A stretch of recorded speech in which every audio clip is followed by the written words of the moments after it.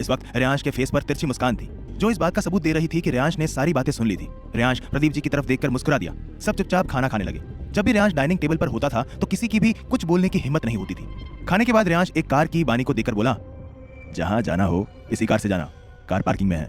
बोलकर वो वहां से चला गया। बानी भी पार्किंग में कार निकालने चली गई, इस बात से अनजान कि आज जो उसे पता चलेगा उसकी वजह से वो इस गेम में एक नए पड़ाव पर आ जाएगी।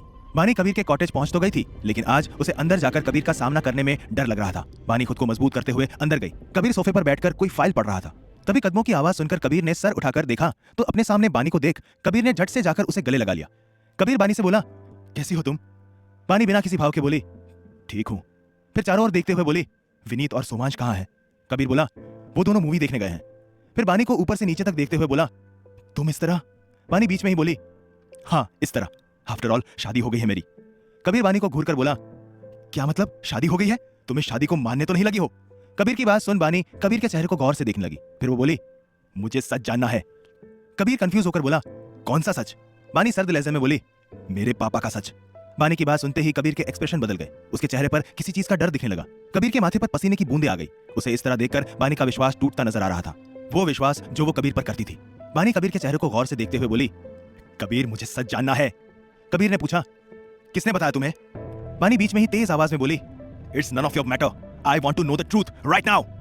ये बोलकर बानी गुस्से में कबीर को देखने लगी। कबीर बानी का हाथ पकड़कर फर्स्ट फ्लोर पर बने कॉर्नर वाले रूम के सामने ले गया।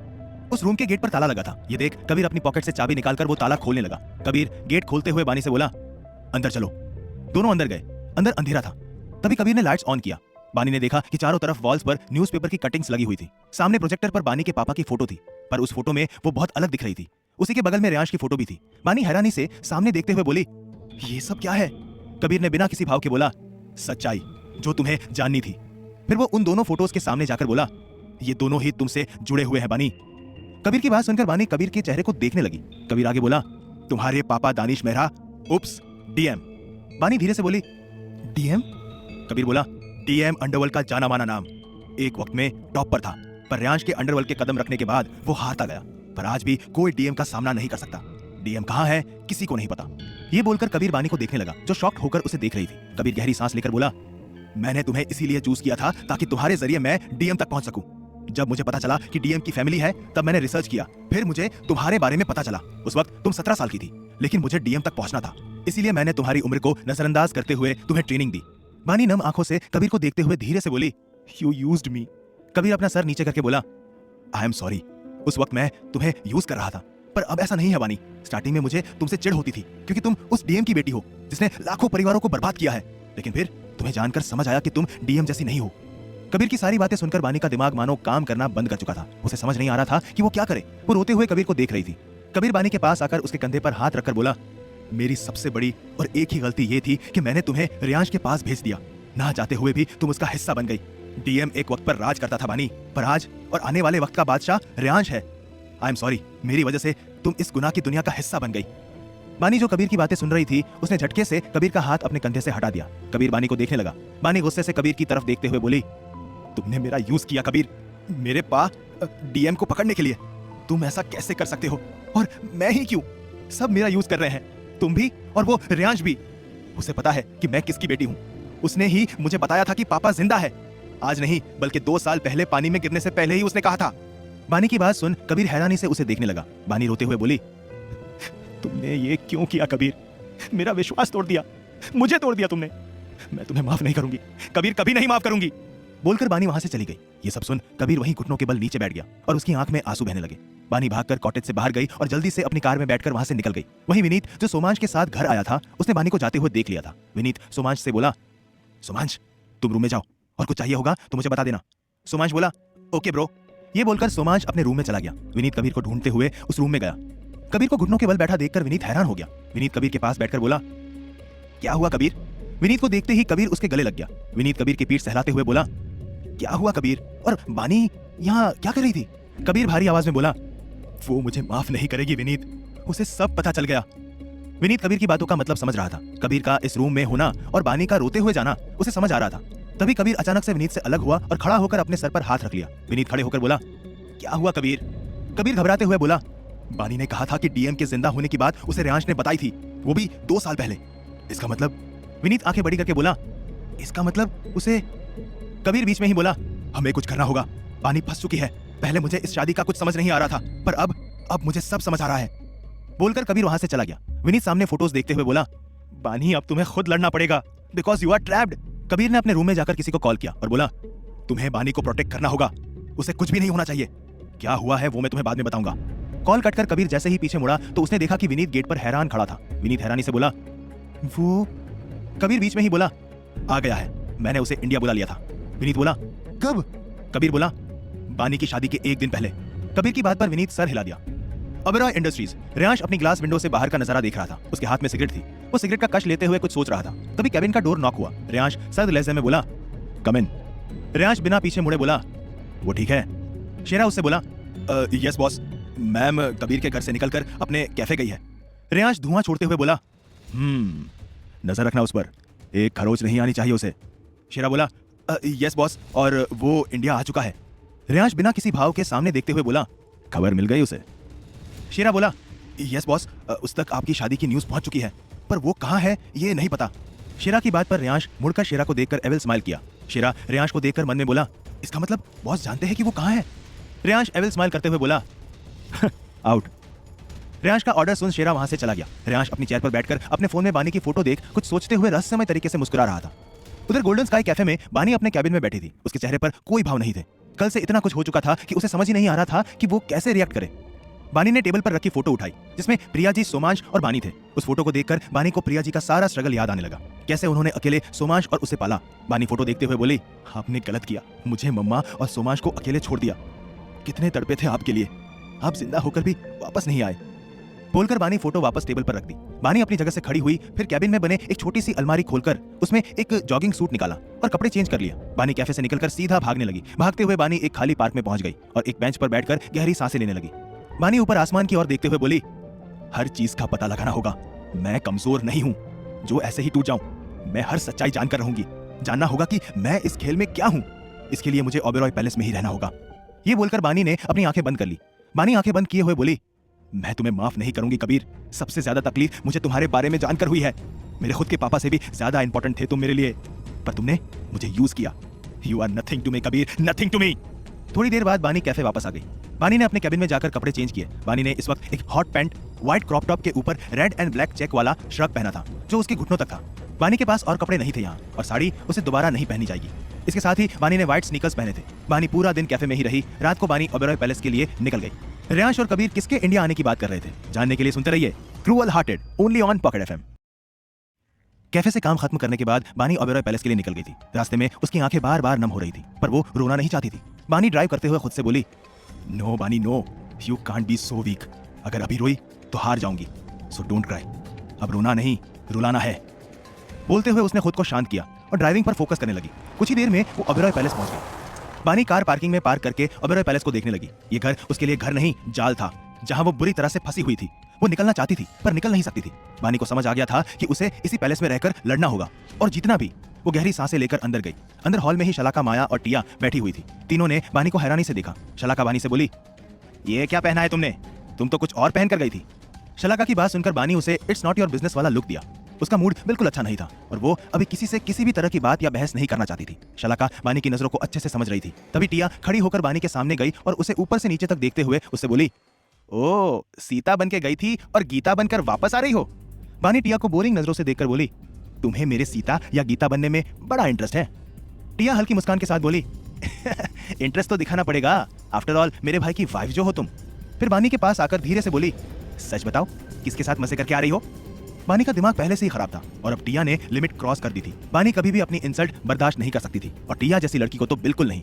टिया कुछ समझ पाती या बोल पाती उससे पहले ही बानी ने उसका हाथ पकड़कर मोड़ दिया। फिर पीसते हुए बोली, अपनी लिमिट्स भूल गई हो माय स्वीट ननन। इट्स ओके, तुम्हारी भाभी होने के नाते मैं बताऊंगी ना तुम्हें तुम्हारी लिमिट्स। बानी के इस एक्शन से शलाका और माया अपनी जगह से खड़ी हो गई। वहीं टिया दर्द से छटपटा रही थी और खुद को छुड़ाने की कोशिश कर रही थी, पर उसमें उतनी जान कहां जो बानी से खुद को छुड़ा पाए। आखिर बानी थी तो एक ट्रेंड एजेंट, उसे लड़ना, मारना, पीटना सब अच्छे से आता था। बानी ने अचानक से एक झटके से टिया को छोड़ दिया। टिया गिरते गिरते बची। टिया गुस्से से चिल्लाकर बानी से बोली, यू। बानी बीच में ही चिल्लाकर सर्द लहजे में बोली, don't raise your voice against me, otherwise consequences is not good for you, got it? अनजाने में ही टिया ने सर हिला दिया। शलाका और माया बानी का ये रूप देखकर बहुत हैरान थे। बानी तीनों को घूरकर लिफ्ट में चली गई। टिया ने लिफ्ट को नफरत से कुछ पल देखा और वहां से चली गई। माया शलाका से बोली, दीदी रियांश ने अपने टक्कर की लड़की ढूंढी है। क्या कहती हैं आप? सुबह भैया को चुप करा दिया और अब टिया को। एक ही दिन में 2 महान काम। माया की बात सुन शलाका मन में ही बोली, ये ठीक नहीं है बानी, तुम गलत कर रही हो, ऐसे तुम अपनी मुसीबतें बढ़ा रही हो। सोचते हुए वो भी लिफ्ट की तरफ देख रही थी। वहीं बानी डायरेक्ट अपने रूम में गई और बेड पर अपनी आंखें बंद कर पीठ के बल लेट गई। करीब 1 घंटे बाद रूम का डोर खुला और रियांश अंदर आया। बानी को ऐसे लेटा देख रियांश बानी के पास गया। बानी की आंखें अभी भी बंद थी। रियांश ने बानी के गाल पर हाथ रखा, तभी बानी झट से अपनी आंखें खोल ली। रियांश को अपने ऊपर झुका देखकर बानी जल्दी से उठ गई। अब रियांश की नजर बानी के कपड़ों पर गई, फिर बानी के पैरों पर। रियांश बानी को कमर से पकड़कर खुद के करीब खींचकर बानी के कान में बोला, लुकिंग सो हॉट वाइफी। बोलते हुए उसने बानी के गाल पर उंगली फेरना शुरू कर दिया और बानी के कान के पीछे किस कर लिया। बानी खुद को छुड़ाकर उससे बोली, हो गया तुम्हारा, मैं चेंज करने जा रही हूँ।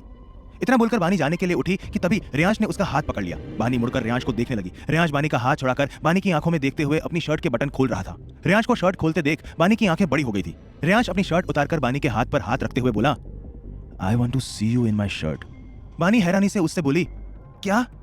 रियांश बानी को पलटकर उससे पीछे से अपनी बाहों में भरकर बोला, मैं तुम्हें हर रोज अपनी शर्ट में देखना चाहता हूँ वाइफी। बानी चिढ़ते हुए उससे बोली, हद है, ऐसे अजीब थॉट्स तुम्हारे दिमाग में कहां से आते हैं? रियांश हल्की मुस्कान के साथ बानी के कंधे पर ठुड्डी रखकर बोला, तुम्हारी वजह से ही मेरे दिमाग में ऐसे थॉट्स आते हैं वाइफी। कल तुमने मेरी शर्ट पहनी थी, अब मैं हर रोज तुम्हें वैसे ही देखना चाहता हूं। बानी चिढ़कर बोली, अच्छा छोड़ो मुझे।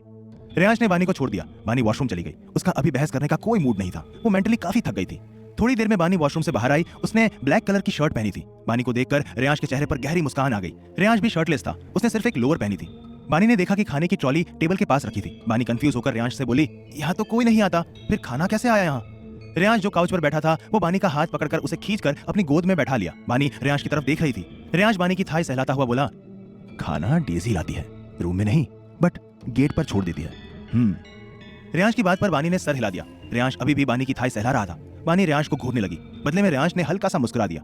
बानी बिना कुछ बोले खाना खाने लगी। रियांश को बोलकर कोई फायदा भी नहीं था। वो करता तो अपने मन की ही था। रियांश बानी से बोला, फीड मी वाइफी। ये बोलकर रियांश ने बानी के कान पर किस कर लिया। बानी ने रियांश को कुछ पल देखा, फिर रियांश को खिलाने लगी और खुद भी खाने लगी। बानी को अब सोना था। उसका दिमाग काफी थक चुका था। रियांश ने बानी से कुछ नहीं पूछा था, जिसके लिए बानी भगवान को थैंक्स कर रही थी, क्योंकि वो कुछ बोलना नहीं चाहती थी। खाने के बाद रियांश बानी को गोद में उठाकर बेड पर लेटाकर खुद भी बानी को पकड़कर लेट गया। बानी को तो बेड पर लेटते ही नींद आ गई। वहीं रियांश सोते ही बानी को देखकर अजीब तरह से मुस्कुरा दिया। अगले दिन बानी उठकर जल्दी से तैयार हो गई। आज उसने इस फ्लोर को एक्सप्लोर करने का प्लान बनाया था। रियांश उसे सुबह से दिखा नहीं था, इसीलिए वो थोड़ी रिलैक्स थी। बानी रूम से निकलकर कॉरिडोर से होते हुए दूसरे रूम में जा रही थी। वो स्टडी रूम था, जो कि काफी बड़ा था। बानी स्टडी रूम से निकलकर देखने लगी, आगे जिम था। बानी उसके आगे रूम में गई, वो थिएटर रूम था। बानी लास्ट रूम में गई, वहाँ बाकी रूम्स के मुकाबले ज्यादा अंधेरा था, पर फिर भी सब विजिबल था। इस रूम में एक पियानो रखा था और पूरा रूम खाली था। बानी खुद से ही बोली, पूरे रूम में बस एक पियानो, बड़ा अजीब इंसान है ये रियांश। पता नहीं क्यों पर ये रूम में बानी को बहुत नेगेटिव वाइब्स आ रही थी। ऊपर से उस पियानो का कलर भी ब्लड रेड था, जो बानी को और डरा रहा था। बानी जल्दी से उस रूम से निकली। वो एक बार उस रूम को देखकर वापस रूम में आ गई और बेड पर बैठ गई। तभी उसका फोन बजा। बानी ने देखा कि कबीर का कॉल आया। कबीर का नाम देखकर बानी को कल का सारा इंसिडेंट याद आ गया और उसके भाव सख्त हो गए। उसने कुछ पल फोन को घूरा और फिर कॉल पिक कर लिया। बानी सर्द लहजे में बोली, यस चीफ। कबीर ने कुछ पल बाद उससे बोला, बानी मैं तुम्हारे लिए कबीर हूँ, चीफ नहीं। बानी व्यंग से बोली, रियली? पर मेरा कोई कबीर है ही नहीं। जो था वो एक भ्रम था जो कल टूट गया। आप सिर्फ मेरे चीफ हैं, जिन्होंने मुझे ट्रेनिंग दी है, जिनके अंडर मैं काम करती हूँ। बानी की बात सुनकर कबीर कुछ देर के लिए चुप हो गया। कबीर गहरी सांस लेकर बोला, सोमांश को तुमसे मिलना है। बानी बोली, आई एम कमिंग। इतना बोलकर बानी ने कॉल कट कर दिया। फिर धीरे से बोली, मैं तुम्हें माफ नहीं करूंगी कबीर। बानी नीचे ग्राउंड फ्लोर पर किसी से टकरा गई। बानी सामने देखकर बोली, सॉरी नमन अंकल। नमन जी बानी के सर पर हाथ रखकर बोले, संभाल कर बच्चा। उनकी बात सुन बानी एक टक उन्हें देखने लगी। नमन जी हल्का सा मुस्कुराकर बोले, और मैं तुम्हारे लिए अंकल नहीं चाचू हूँ, समझ गई? बानी हाँ में सर हिलाकर वहां से जाने लगी। तभी नमन जी पीछे से उससे बोले, खाना खा लेना बच्चा, आई नो तुमने खाना नहीं खाया है। उनकी बात सुन बानी कुछ पल रुककर पीछे मुड़कर नमन जी को देखने लगी, लेकिन तब तक वो वहां से जा चुके थे। बानी का हाथ अनायास ही अपने सर पर चला गया, जहां नमन जी ने हाथ रखा था। उसने अपने गाल को छुआ तो उसे पता चला कि उसकी आंखों से आंसू बह रहे थे। बानी अपने आंसू साफ कर बोली, नो बानी नो, कमजोर नहीं पड़ सकती। इतना बोलकर बानी चली गई। ओबेरॉय इंडस्ट्रीज कॉन्फ्रेंस हॉल में रियांश और शेरा बैठे थे। उनके साथ कुछ और लोग भी बैठे थे। रियांश सर्द लहजे में बोला, I want this deal. Mister night बोला, बट मिस्टर ओबेरॉय आपने 2 साल पहले ये डील छोड़ दी थी। शेरा बिना किसी भाव के बोला, बट किंग अब ये चाहिए और किंग ने क्यों छोड़ी थी ये बात आप मिस्टर जैक्सन से पूछ सकते हैं। आर्यन की बात सुनकर मिस्टर जैक्सन के चेहरे पर डर साफ दिखने लगा। उसका डरा हुआ चेहरा देखकर आर्यन तिरछा मुस्कुरा दिया। रियांश अपनी गन को खेलते हुए बोला, आई डोंट थिंक कि किसी को कोई प्रॉब्लम है। ये डायमंड्स की सप्लाई होने से कोई नहीं रोक सकता। इतना तो सब जानते हैं किंको। अगर किसी को प्रॉब्लम है तो। तभी मिस्टर जैक्सन बोला, मिस्टर ओबेरॉय, ये रेयांश बीच में ही खतरनाक आवाज में बोला, यू नो मिस्टर जैक्सन, मुझे बिल्कुल नहीं पसंद जब कोई मेरी बात बीच में काटता है। ये तुम्हारी दूसरी सबसे बड़ी गलती है। Now I don't want to see you. इतना बोलकर रेयांश मिस्टर जैक्सन के सर के बीचों बीच गोली मार देता है। कुछ पल में ही वहां बिल्कुल सन्नाटा छा गया। मिस्टर जैक्सन अपनी चेयर पर खून से लथपथ पड़ा था। बाकी लोग डर से रेयांश को देख रहे थे, सिवाय शेरा के। उसे रेयांश का पेशेंस लेवल अच्छे से पता था। रेयांश अपने पैर पर दूसरा पैर चढ़ाकर एविल स्माइल करते हुए बोला, किसी और को इस डील से प्रॉब्लम है? किसी के मुंह से कोई आवाज नहीं निकली। क्या बानी सच में अपनी मुसीबतें बढ़ा रही है? क्या वो कभी को माफ करेगी? क्या रेयांश की ये क्रुएलिटी कभी कम होगी? जानने के लिए सुनते रहिए cruel hearted, only on pocket FM. Meeting room